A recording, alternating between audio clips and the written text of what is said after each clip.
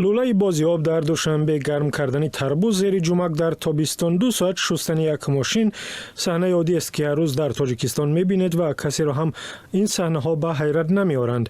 اما این صحنه‌های عادی عاقبت‌های بدی زیاد برای اقتصادی تاجیکستان داشتند. یک تحقیق کمیته آمار تاجیکستان نشان داده است که یک ساکن کشور وابسته به محل زندگیش از 400 تا 14,000 لیتر در یک روز آب استفاده می‌کند. مقدار آبی که در کشورهای دیگر آرزو می‌کنند.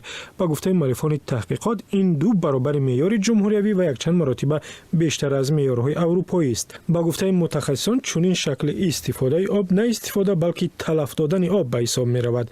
مثلا در خود دوشنبه استفاده میانه آب برای یک نفر 570 لیتر را تشکیل می کند، اما در یک شبانه روز یک نفر در دوشنبه 1200 لیتر را یا برای خنک کردن تربوز یا سلقی کردن خانه میریزد و آن را تلف می کند.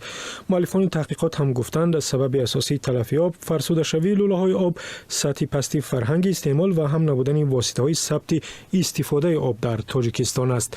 ساعت های طولانی گلیم شستن در کوچه، شامگاهان آب زدن صحنی حولی ها در دوشنبه یک کار عادی برای ساکنان پایتخت و دیگر شهر و ناحیه‌های تاجیکستان است. رحمانقل رحمت‌اللهیف محقق انستیتوت مسائل آب، گیدروانرژتیکا و اکولوژی گفت هرچند آب برای مردم تاجیک که در یک منطقه خشک و گرم دنیا زندگی می‌کنند ارزشی والا داشت، اما سال‌های اخیر فرهنگ استفاده آن کاسته شده است. تقریباً 250,000 ساکن تاجیکستان آب را به خانه کشیده می‌آورند که مشکلات زیادی صحتی برایشان دارد. یک پرسش زنانی که هر روز به خانه با ستیل آب می‌کشند نشان داده است که 21% آنها به سبب آبکشی زیاد میان درد دارند و 12% دیگر از بیماری‌های اعضای حرکت شکایت کردند.